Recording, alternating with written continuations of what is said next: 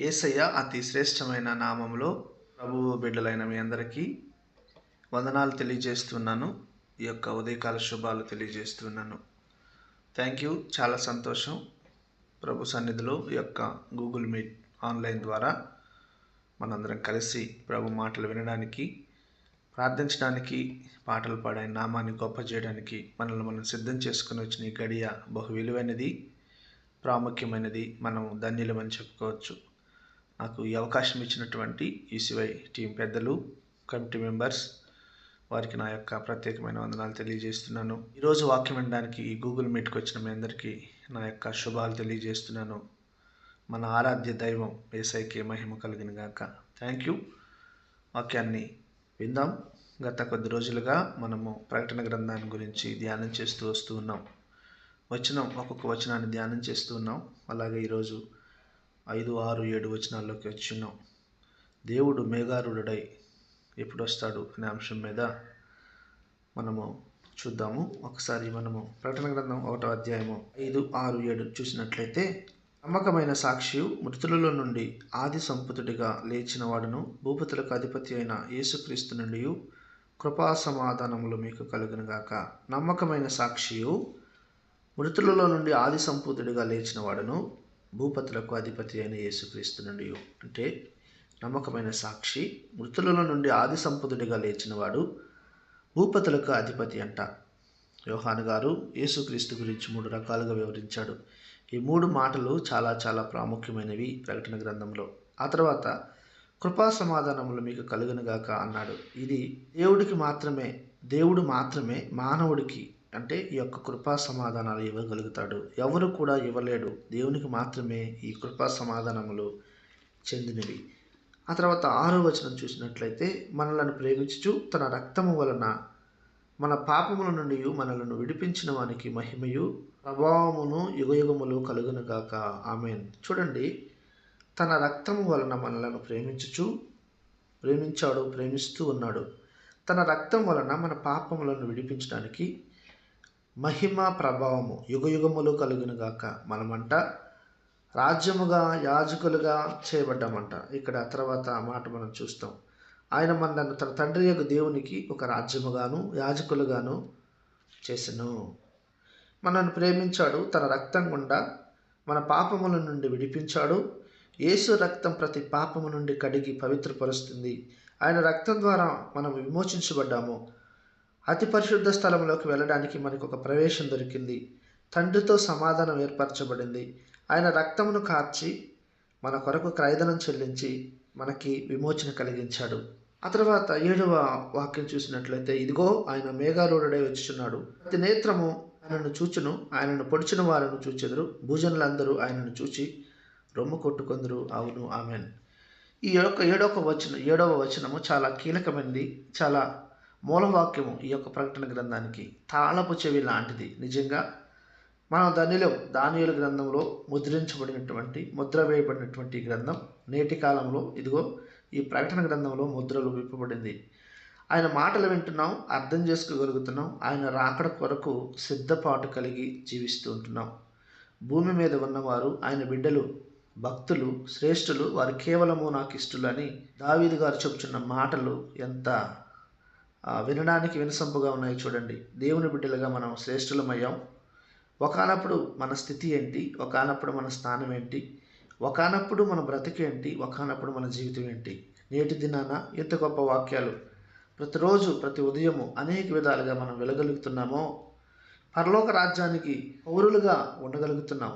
పౌరసత్వం మనకి ఎక్కడుంది? పరలోకంలో ఉందని ప్రభువే చెప్పాడు. చాలా సంతోషం. చాలా విషయాలు మనం నేర్చుకుంటూ వస్తున్నాం. అయితే ఈ 7వ వచనం ధ్యానం చేద్దాం అంటే దీని వెనకాల చాలా చరిత్ర ఉంది. ఈ వచనం దగ్గర మనం ఆగి దానియేలు గ్రంథంలోనికి వెళ్ళి అక్కడ కొన్ని విషయాలు నేర్చుకొని ఇక్కడికి వచ్చినప్పుడు మాత్రమే ఈ వచనములో ఉన్నటువంటి శ్రేష్టమైన విషయాలు మనకు నేర్చుకోవడానికి అవకాశం ఉంటుంది. ఇంతకుముందు చాలాసార్లు చెప్పాను, ప్రకటన గ్రంథాన్ని మనం ధ్యానిస్తున్నామంటే బైబిల్ గ్రంథం మొత్తాన్ని ధ్యానిస్తున్నామని అర్థం. మిగతా 65 పుస్తకాలు లేకుండా ప్రకటన గ్రంథం ధ్యానం చేయడం వీలు కాదు, సాధ్యం కాదు. కాబట్టి ఈ యొక్క 7వ వచనం దగ్గర కొన్ని విషయాలు నేర్చుకోవాలి.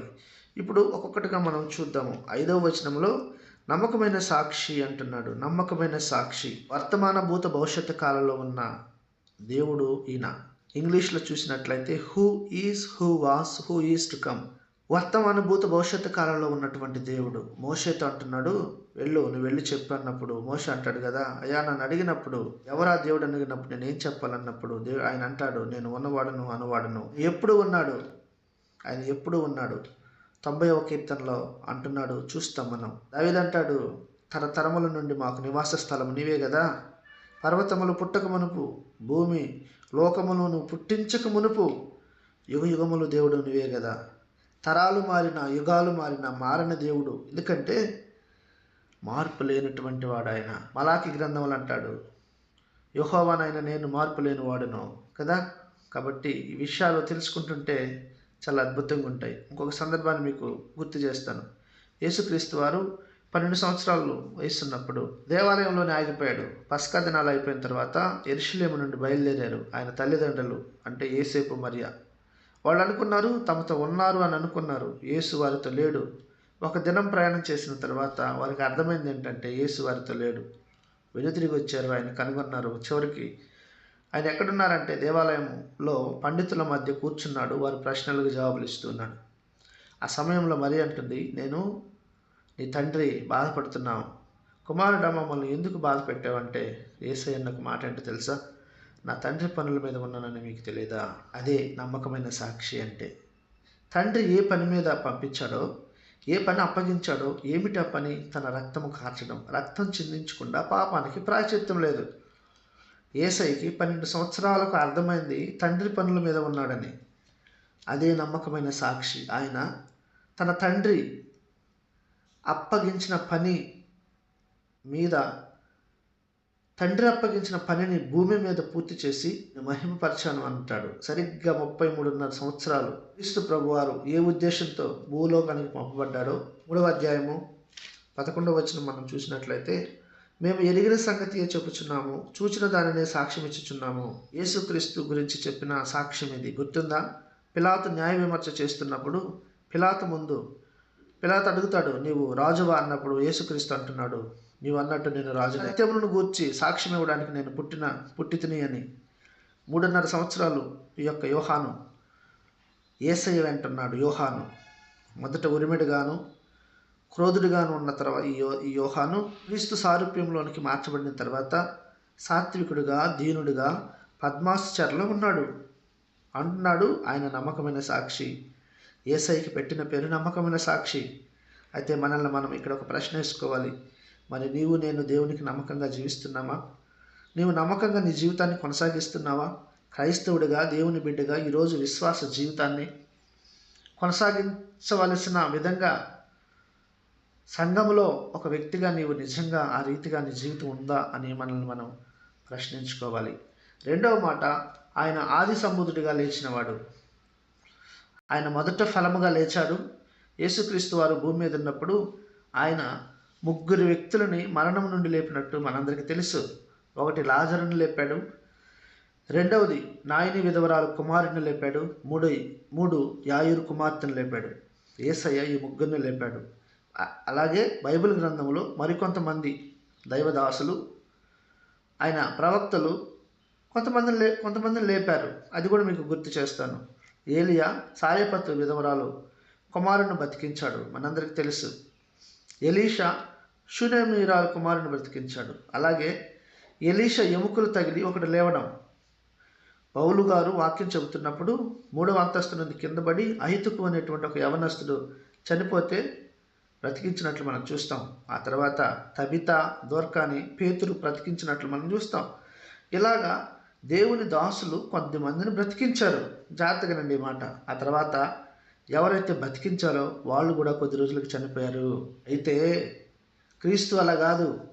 ఆయన పునరుద్ధరణ అయినాడు, మృతులలో నుండి లేచాడు. ఆయన వచ్చిందే రక్తం కార్చడానికి, శరీరాన్ని ధరించుకుంది. ఎందుకంటే రక్తం చిందించకుండా పాపానికి ప్రాయచిత్తం లేదు కాబట్టి రక్తం చిందించాడు, చెప్పినట్టే తిరిగి లేచాడు. అది ఖాళీ సమాధి అయింది. మన నిరీక్షణకు ఆధారము ఖాళీ సమాధి. మరణపు ముళ్ళని విడిచి అపవాది కోరలను పెరికేశాడు. ఓ మరణమాని ముల్లెక్కడా, ఓ మరణమామి విజయం ఎక్కడా? ఏ మరణం ముందు నీవు నేను ఓడిపోయామో క్రీస్తు ప్రభువారు వచ్చి మన పక్షాన ఉండి విజయం సాధించి నీకు నాకు పాలు పంపులు ఇచ్చి మనలను ఊరేగించే విధంగా చేశాడు. 1 కొరింథీ 15 అధ్యాయం మీరు చదవండి, చాలా పెద్ద అధ్యాయం. అది పునరుద్ధానం గురించి ఉంటుంది. యేసుక్రీస్తు మరణించి తిరిగి లేవకపోతే క్రైస్తవత్వానికి నిరీక్షణ ఉండేది కాదు. క్రీస్తు లేచినట్లు మనం కూడా లేస్తాం. క్రీస్తుని విశ్వసించిన వారు క్రీస్తు లేచినట్టు లేస్తారు. ఆయన మరణం మనకి ఆశీర్వాదమైంది. యెహోవా భక్తుల మరణం ఆయన దృష్టికి విలువైనది. ఎలాగా విలువైనది? మరణం ద్వారానే మనం క్రీస్తు వద్దకు వెళ్తాము, ఈ లోకాన్ని దాటేస్తాము. పౌలు గారు ఎలా చెప్పారు ఆ మాట? ఏ మాట? బ్రతుకుడు క్రీస్తే, చావైతే లాభము. క్రీస్తు తిరిగి లేచారు కాబట్టి మరణము ఆవల ఏముందో తెలిసిపోయింది కాబట్టి అందుకే ఆయన మృతులలో నుండి లేచాడు, ఆయన ఆది సంభూతుడు అనే మాట అక్కడ. మూడవ మాట, భూపతులకు అధిపతి. ఒకసారి కీర్తనలు 89 ఆ మాట కూడా చదువుకుందాం. 89:27 ఒకసారి చదివినట్లయితే 27. కావున నేను అతనిని నా జ్యేష్ఠ కుమారునిగా చేయుదును, భూరాజులలో అత్యున్నతునిగా ఉంచెదను. చూడండి, యేసుక్రీస్తు గురించి చెప్పబడిన ప్రవచనం ఇది. ఆయన భూపతులకు అధిపతి. ప్రభువు 40 దినాలు ఉపవాసం ఉన్నప్పుడు, సేవా పరిచర్యకు ముందు ఆయన ఉపవాసం ఉన్నప్పుడు అపవాది యేసుక్రీస్తుని ఒక శిఖరాగ్రహం దగ్గరికి తీసుకెళ్తుంది. అప్పుడు అంటాది, నీవు నాకు సాష్టాంగ నమస్కారం చేయి, ఈ రాజ్యాలు ఈ మహిమంతా నీకు ఇస్తానని. యేసుక్రీస్తు ఎవరు? అసలు ఆయన సృష్టికర్త కదా. దేవుడు మానవుడయ్యాడు. కనిపించిన దేవుడు, అదృశ్య స్వరూపి ఆయన. కానీ సాతానుడు ఏమంటున్నాడు? ఈ ప్రకటన గ్రంథంలో వాడిని ఎలా ఓడిస్తాడో చూస్తాం మనం. వాడు ఎప్పుడో ఓడిపోయాడు. అయితే ప్రకటన గ్రంథంలో పూర్తిగా వాడి నాశనాన్ని చూస్తాం. ఆయన భూపతులకు అధిపతి, సర్వాధికారం ఆయనదే. భూమి మీద క్రీస్తు ప్రభువారు మరణాన్ని గెలిచి తిరిగి లేచిన తర్వాత ఆయన అన్నమాట పౌలు గారు చెప్తాడు, ఫిలిప్పు 2వ అధ్యాయంలో రాశాడు, అన్ని నామముల కన్నా పైనామము, ప్రతి మోకాలు యేసు నామములో వంగాలి, ప్రతి నాలుక ఒప్పుకోవాలి. అది మనం చూస్తాం. ప్రభు ఈ లోకంలో ఉన్నప్పుడు ప్రవక్తగా ఉన్నాడు. ప్రస్తుతం ఆయన తండ్రి కుడిపార్శ్వాన యాజకుడిగా ఉన్నాడు. రేపటి దినాన రాజుగా ప్రత్యక్షమవుతాడు. రాజుగా వస్తాడు. కాబట్టి ఈ 3 విషయాలు అక్కడ చెప్పబడ్డాయి. నమ్మకమైన సాక్షి, మృతులలో నుండి ఆది సంపూతుడిగా లేచినవాడు, భూపతులలో అధిపతి. ఇంకొక మాట రాశాడు, కృపా సమాధానాలు అంటే దేవుని దగ్గర నుండి మాత్రమే మనకు దొరుకుతాయి. అవి దేవుని కృప మనకు ఎప్పుడు అందుబాటులో ఉంటుంది. తండ్రి అని పిలిచి ఆధిక్యత ఇచ్చాడు దేవుడు మనకు. ఏ అర్హత యోగ్యత లేదు. అందుకే దేవుడు మనకు కృపనిచ్చాడు, మనల్ని యోగ్యులుగా చేశాడు. మనిషి పాపం ద్వారా సమాధానం పోగొట్టుకున్నాడు. దాన్ని మనం వర్ణించలేం. ఇదిగో ఆయన సమాధానానికి అధిపతి. 6వ వచనంలో చూసినట్లయితే 6వ వచనంలో మళ్ళీ ఒకసారి చదువుతాను. 6వ వచనంలో ఏం రాయబడింది? మనలను ప్రేమించుచు తన రక్తం వలన మన పాపముల నుండి మనలను విడిపించడానికి మహిమయు ప్రభావం యుగయుగములు కలుగునుగాక, ఆమేన్. చూడండి, 3 విషయాలు. మనల్ని ప్రేమించాడంట, తన రక్తం వలన పాపాలు విడిపించాడంట, మనల్ని నా దేవునికి ఒక రాజ్యముగా యాజకులుగా నిర్మించను. ఆయనే మొదటిగా మనల్ని ప్రేమించాడు. అందుకే మనం ఆయనను ప్రేమిస్తున్నాం. ప్రేమ ఆయన వల్లనే కలుగుతుంది. ఆ ప్రేమ గొప్పది. ఆ ప్రేమ ఆకాశం కన్నా ఎత్తైనది, పాతాళ లోతు కన్నా లోతైనది. దాన్ని ఎవరు కొలవలేరు, వర్ణించలేరు. అదే ప్రేమ. మనం ఇంకా పాపులమై ఉండగా ప్రభు మన కొరకు చనిపోయాడు, మనల్ని విడిపించాడు. యేసు రక్తం ప్రతి పాపము నుండి నిన్ను నన్ను కడిగి పవిత్రపరిచి, ఎంత గొప్ప ప్రేమ కదా. ఆయన నిర్దోషి, నిష్కలంకుడు, పాపలలో ప్రత్యేకమైన వాడు, ఆకాశ మండలము కల్లా మిక్కిలి హెచ్చైన వాడు, ఇట్టి ప్రధాన యాజకుడు, మనకు సరిపోయిన దేవుడు. ఇలా చెప్పుకుంటూ పోతే దేవుడి గురించి ఎన్ని అద్భుతాలో, ఎంత అద్భుతమైన మాటలో. యేసుక్రీస్తు వారు ఎందుకు రక్షకుడైనాడంటే పాపము లేనివాడు ఆయన. పాపము లేని దేవుడు ఈ లోకములో మానవుడిగా రావాల్సి వచ్చింది. ఇప్పుడు మనం నీతిమంతులమయ్యాం. అందుకే మనల్ని ఆయన విడిపించాడు. దేవుడు ఒక రాజ్యముగాను యాజకులుగాను చేసెను. ఒక రాజ్యముగా ఇప్పుడు మనం భూమిపైన సంఘంగా ఉన్నాం. ఆయన శరీరంలో అవయవాలమయ్యాం. ఇదే దేవుని రాజ్యానికి ప్రాతినిధ్యం. దేవుడు పరిపూర్ణమైన అధికారాన్ని నిర్ణయించే స్థలము ఏదైనా ఉందంటే ఆయన రాజ్యం.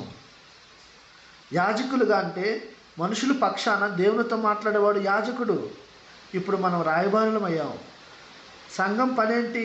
అనేక మందిని దేవుని రాజ్యంలోనికి తీసుకుని రావాలి, సత్య సువార్తను ప్రకటించాలి.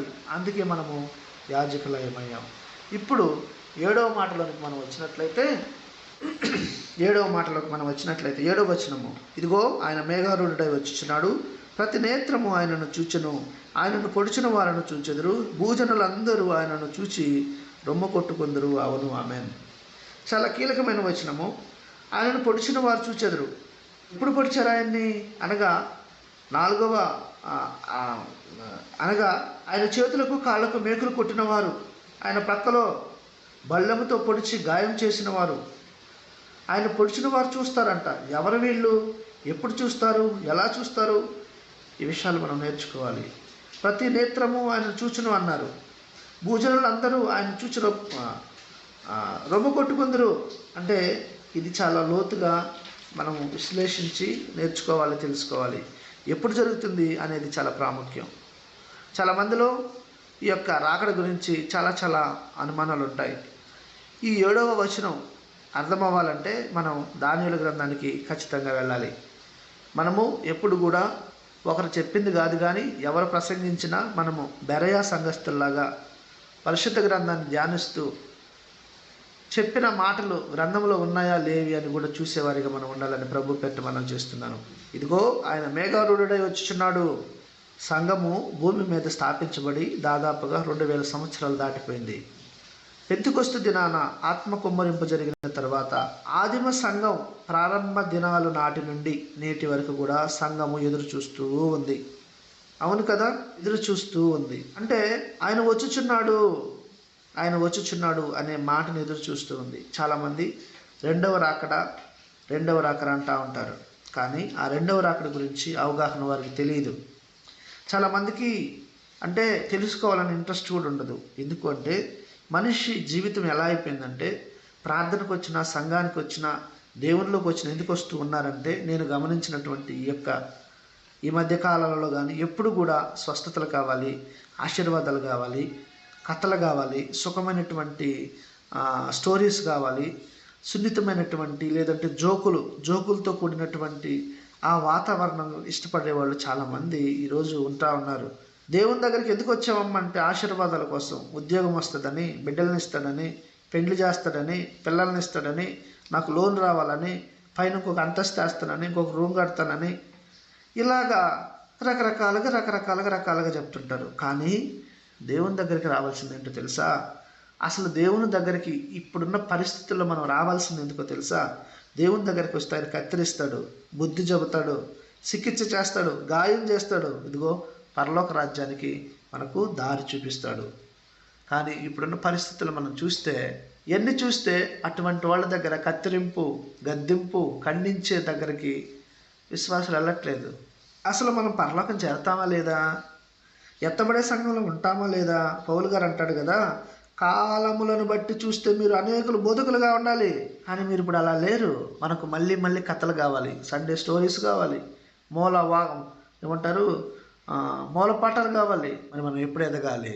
వాక్యం ఎప్పుడు నేర్చుకోవాలి? 66 పుస్తకాలు ఎప్పుడు ధ్యానం చేయాలి? అసలు దేవుడు ఎందుకు రాశాడు, ఎందు నిమిత్తం రాశాడు ఎప్పుడు తెలుసుకోవాలి. కాలములను బట్టి చూస్తే, విశ్వాసాన్ని బట్టి చూస్తే, మీ వయసును బట్టి చూస్తే ఎప్పుడో నమ్ముకున్నారు కదా దేవుణ్ణి. ఇంకా వాక్యం తెలియకుండా చాలామంది ఇంకా అదే స్టోరీలు, ఇంకా అదే కథలు, ఇంకా అదే తెలుసుకోవాలనేటువంటి ఆసక్తి కూడా కొంతమందిలో ఉంటుంది. కానీ అది కాదు కావాల్సింది. చాలామందికి ఎప్పుడు చేతిలో బైబిల్ గ్రంథం ఉంటుంది, కానీ ఎప్పుడు చదవరండి. ఇంకెప్పుడు నేర్చుకుంటారు, ఇంకెప్పుడు చదువుతారు చెప్పండి? కొంతమందికి వయసు పెరిగిపోద్ది, బలం ఉండదు, శక్తి ఉండదు, వయసు ఆ శరీరం ఉడిగిపోద్ది. బైబిల్ చదువుతారు అంటే చూపు ఉండదు, సరే పెద్దగా చదువుతారంటే స్వరం ఉండదు, సరిగ్గా కూర్చోలేరు, ఒక పక్క ఆనుకోవాలి, ఎక్కడికి వెళ్ళలేరు, కాళ్ళు రావు, చల్లబడిపోతాయి, శక్తి లేదు, ఓపిక లేదు, వణుకొచ్చింది. ఏం చేసావా ఇప్పటి వరకు అంటే వ్యర్థంగా అయిపోయింది. వయసు వ్యర్థంగా అయిపోద్ది. నువ్వు దాని గురించి ఆలోచించినా, పట్టించుకుపోయినా అది పాటికి అది ఒక దినానికి నీ వయసు అయిపోద్ది. వ్యర్థంగా తిరిగేసావు, వ్యర్థంగా బ్రతికావు. పేరుకేమో 20 సంవత్సరాలు 30 సంవత్సరాల నుండి లేదంటే చెప్పుకుంటూ ఉంటాం మేము పుట్టుకతో రకరకాలుగా ఉంటాయి. మనం ఒకసారి ఆలోచిస్తే జీవితంలో మనం ఎంత ఎదగవలసి ఉంది, ఎంత దృఢంగా మారాల్సి ఉంది, ఎంత ప్రయాసపడవలసి ఉంది. ఏం సాధించాం మనం? ఏం వాక్యం నేర్చుకున్నాం? దేవుడు ఏం చెప్పాలని ఇష్టపడుతున్నాడు, ఏం నేర్చుకోవాలని ఆసక్తి కలిగి దేవుని దగ్గరికి రావాలి మనం. చాలామంది అంతా అయిపోయిన తర్వాత ఇప్పుడు వాక్యం అర్థం అవ్వాలంటే ఏం అర్థం అవుతుంది చెప్పండి? ప్రకటన గ్రంథం అర్థం అవ్వాలంటే 65 పుస్తకాలను చదివి ఉండాలి. చదివేవా ఎప్పుడన్నా? నేర్చుకోవడానికి ఇంతకీ ఆసక్తి ఎప్పుడన్నా ట్రై చేసేవా? అందుకే కాలమును బట్టి చూస్తే మీరు అనేకులకు బోధకులై ఉండాలి. ఏంటి మన పరిస్థితి? మనం ప్రభువుకు సమర్పించిన జీవితంగా భక్తి జీవితంలో ప్రభు పాద సన్నిధిలో పశ్చాత్తాపంతో వినయంతో అణుకువతో కూర్చొని వాక్యం వినాలి. ఇది కూడా చెప్తున్నాడు కదా, ఆయన మేఘారూఢుడై వచ్చుచున్నాడు. ఈ 22 అధ్యాయాలు, ఈ ప్రకటన గ్రంథంలో ఉన్నటువంటి 22 అధ్యాయాలు, 404 వచనాలు, ప్రతి సందర్భంలో ఈ వాక్యం అంత వస్తూ ఉంటుంది. ఆయన మేఘారూఢుడై వస్తున్నాడు. దానియేలు గ్రంథంలోకి వెళ్ళి అక్కడ 70 వారాల ప్రవచనం అర్థమవ్వాలి మనకు. ఆ 70 వారాల ప్రవచనం అర్థమైతే తప్ప ఈ వచనము మనకు అర్థం కాదు. ఇదిగో ఆయన వచ్చుచున్నాడు. ఏంటి ఆయన వచ్చుచున్నాడు? ఆయన అకస్మాత్తుగా వచ్చేస్తాడా? అలాగే వచ్చేస్తాడా? ఇప్పుడు వచ్చేస్తాడా? లేకపోతే రేపు వస్తాడా? అసలు ఆ మాట ఆయన రావడం ఎప్పుడు జరుగుతుంది? దానియేలు గ్రంథం 70 వారాల ప్రవచనం. ఆ 70 వారాలు మనకు తెలిసి ఉండాలి. ఒక్కసారి మనం అక్కడికి వెళ్ళి మళ్ళీ ఇక్కడికి వద్దాం. దానియేలు గ్రంథము 9వ అధ్యాయము త్వరగా 22 నుంచి 27 వచనాలు నేను చదువుతాను చూడండి. అతడు నాతో మాట్లాడి ఆ సంగతి నాకు తెలియజేసేట్లనను, దానియేలు, నీకు గ్రహింప శక్తి ఇచ్చుటకు నేను వచ్చితిని. నీవు ప్రియుడువు గనుక నీవు విజ్ఞాపన చేయును ఆరంభించినప్పుడు ఈ సంగతి నీకు చెప్పుటకు వెళ్ళవలనని ఆజ్ఞ బయలుదేరను. కావున ఈ సంగతిని తెలుసుకొని నీకు కలిగిన దర్శన భావము గ్రహింతును. తిరుగుబాటును మార్పుటకును, పాపమును నివారణ చేయుటకును, దోషము నిమిత్తము ప్రాయశ్చిత్తము చేయుటకును, యుగాంతము వరకుండునట్టి నీతులు బయలుపరచుటకును, దర్శనమును ప్రవచనమును ముద్రింపబట్టుకును, అతి పరిశుద్ధ స్థలమును అభిషేకించుటకును, నీ జనములకు పరిశుద్ధ పట్టణమునకు 70 వారములు విధింపబడను. యెరూషలేమును మరలా కట్టించవచ్చునని ఆజ్ఞ బయలుదేరిన సమయము మొదలుకొని అభిషక్తులకు అధిపతి వచ్చే వరకు 7 వారములు పట్టునని స్పష్టముగా గ్రహించుము. 62 వారములు తొందరగల సమయములందు పట్టణపు రాజు వీధులను కందకములను మరలా కట్టును. ఈ 62 వారములు జరిగిన పిమ్మట ఏమీయూ లేకుండా అభిషక్తుడు నిర్మూలము చేయబడును. వచ్చినట్టి రాజు యొక్క ప్రజలు పవిత్ర పట్టణమును పరిశుద్ధ ఆలయమును నశింపజేయుదురు. వాని అంతము హఠాత్తుగా వచ్చును. చూడండి, 70 వారాల ప్రవచనము 24 చదివితే, తిరుగుబాటు మాన్పుటకు, పాపమును విచారం చేయుటకు, దోషము నిమిత్తము ప్రాయశ్చిత్తము చేయుటకు, యుగాంతము వరకుండునట్టి నీతిని బయలుపరచుటకును, దర్శనమును ప్రవచనమును ముద్రించుటకును, అతి పరిశుద్ధ స్థలము అభిషేకించుటకును, నీ జనముకును పరిశుద్ధ పట్టణమునకును 70 వారములు విధింపబడెను. ఇక్కడ దానియేలు గ్రంథం చదవాలి. ఆ తర్వాత నెహెమ్యా గ్రంథం కూడా మనం చదవాలి. ఆజ్ఞ బయలుదేరిన సమయం మొదలుకొని అభిషక్తుడు వచ్చే వరకు 7 వారాలు. ఈ యొక్క 70 వారాలు నేను మళ్ళీ నెక్స్ట్ వీక్ చెప్తాను. అప్పుడు మీకు ఇంకా వివరంగా అర్థమవుతుంది. జస్ట్ సందర్భోచన గారు చెప్తున్నాను. అభిషక్తుడు వచ్చే వరకు 7 వారాలు, ఆ తర్వాత 62 వారాలు, మొత్తం 69 వారాలు. ఆ చివరి వారంలో ప్రభు వస్తాడు. ఈ వాక్యము ఏ వాక్యము? మేఘారూఢుడై వచ్చుచున్నాడు అన్నటువంటి వాక్యము దానియేలు గ్రంథము. దానియేలుకి ఇచ్చిన 70 వారాల ప్రవచనంలో 70 వారంలో చివరిలో జరుగుతుంది. రాకడ జాతగినండి. రాకడ 2 రకాలు: బహిరంగ రాకడ, రహస్య రాకడ. ఈ వచనము ఇది మళ్ళీ ఇంకొక సందర్భంలో నేను తెలియజేస్తాను మీకు. 2 రకాలు: ఒకటి రహస్య రాకడ, రెండవది బహిరంగ రాకడ. మొదటిది రహస్య రాకడ అన్నాం కదా. ప్రభువు భూమి మీదకి రాడైన మధ్యాకాశంలోకి వస్తాడు. అది రహస్య రాకడ. రెండవ రాకడ అన్నాను కదా, ఆ రెండవ రాకడే ఈ మేఘారూఢుడై వచ్చుచున్నాడు అనేటువంటి ఈ మాట. ఇంకొక మాట చదువుతాను, ఆ తర్వాత నేను ముందుకెళ్తాను. 1 తెస్సలోనికీయులకు రాసిన పత్రిక 4వ అధ్యాయము 16-17 వచనాలు మనం చూసినట్లయితే, ఆర్భాటంతోనూ ప్రధాన దూత శబ్దముతోనూ దేవుని బూరతోనూ పరలోకము నుండి ప్రభువు దిగువచ్చును. క్రీస్తునందుండి మృతులైన వారు మొదట లేతురు. ఆ మీదట సజీవులమై నిలిచియుండు మనము వారితో కూడా ఏకముగా ప్రభువును ఎదుర్కొనుటకు ఆకాశ మండలమునకు మేఘముల మీద కొనిపోబడదుము. కాగా మనము సదాకాలము ప్రభువుతో కూడా ఉండదుము. కాబట్టి మీరు ఈ మాటల చేత ఒకరినొకడు ఆదరించుకునండి. చూడండి, ఆర్భాటముతోనూ ప్రధాన దూత శబ్దముతోనూ దేవుని బూర. అసలు ఈ మూడంటే ఏంటో మనము నెక్స్ట్ వచనాల్లో మనం తెలుసుకుంటాం. ఇంకా వివరంగా విపులంగా మనం తెలుసుకుంటాం. అయితే క్రీస్తునందున్న మృతులు మొదట లేస్తారంట. ఆ మీదట బ్రతుకున్న మనం కలిసి ఏకముగా మధ్యాకాశంలోకి వెళ్తాం. ఇది ఎవ్వరికీ తెలియదు. ఎవరికీ తెలియదు. అంటే ఏమంటారంటే సంఘం ఎత్తబడము ఇది రహస్యంగా జరిగిపోద్ది. ఇది ఎంత భయానకంగా ఉంటుందో తెలుసా? భూమి మీద అలజడి భయానకము. సంఘం ఎత్తబడిపోద్ది. దేవుని పిల్లలందరూ ఎత్తబడిపోతారు. ఎత్తబడే సంఘంలో ఉండాలి మనం. అయితే 7 సంవత్సరాలు మనం మధ్యాకాశంలో ప్రభుత్వం ఉంటాం. 7 సంవత్సరాలు భూమి మీద మహాశ్రమలు జరుగుతాయి. అనగా శ్రమలకు ముందే సంఘం ఎత్తబడుతుంది. మళ్ళీ సంఘం ఎప్పుడు ఎత్తబడుతుందని ఒక టాపిక్ వస్తుంది. అప్పుడు ఈ విషయాలు నేను మీకు తెలియజేస్తాను. ఈ ప్రకటన గ్రంథం 2-3 అధ్యాయాలు సంఘాల గురించి ధ్యానం చేసిన తర్వాత 4వ అధ్యాయం తర్వాత అక్కడ విషయాలు మనం నేర్చుకుంటాం. కానీ అవుట్లైన్ వచ్చింది కాబట్టి తెలియజేస్తున్నాను. అయితే ఎత్తబడే సంఘంలో ఉండటం ఎంత ఆధిక్యత చూడండి. విడవబడిన వారికి, ప్రభువు రాకడలో విడవబడిన వారికి 7 సంవత్సరముల మహాశ్రమలు. ఆ 7 సంవత్సరముల చివరి వారమే దానియేలు గ్రంథం 69వ వారం తర్వాత 7వ వారం. 7 సంవత్సరాలు అయిపోయిన తర్వాత భూమి మీద మహాశ్రమలు. అయితే 7 ఏళ్ళు విందు మధ్యాకాశంలో దేవునితో ఉంటాము. 7 సంవత్సరాల తర్వాత ఆయన భూమి మీదకు ఎత్తబడిన సంఘంతో నీవు నేను ఉంటే, ఒకవేళ ఆయనతో పాటు మనం భూమి మీదకు వస్తాం 7 సంవత్సరాల తర్వాత. అంటే ఆ 7 సంవత్సరాల తర్వాత సంగతి చెప్పబడేదే మేఘారూఢుడై వచ్చుచున్నాడు. ఇదిగో ఆయన మేఘారూఢుడై వచ్చుచున్నాడు. బహిరంగ రాకడ. మొదట రహస్య రాకడ జరుగుతుంది. ఆ తర్వాత 7 సంవత్సరాల తర్వాత బహిరంగ రాకడ జరుగుతుంది. రహస్య రాకడికి బహిరంగ రాకడికి మధ్య 7 సంవత్సరాల కాల వ్యవధి ఉంది. ప్రతి నేత్రం ఆయన చూస్తారు. పొడిచిన వారు చూచెదరు. పొడిచిన వారు అంటే ఎవరు? అప్పుడు పొడిచిన వారు ఉన్నారా? బ్రతుకున్నవారా? కాదు. పొడిచిన వారు అంటే యూదులు, రోమియులు. ఆయనను పెట్టిన హింసలు ఆయన చూస్తారు. తృణీకరించిన వాళ్ళు రొమ్ము కొట్టుకుంటారు. మేలుకుంటే ప్రయోజనమే అని చెప్పండి. మొదట ఆయన గొర్రె పిల్లగా వచ్చాడు.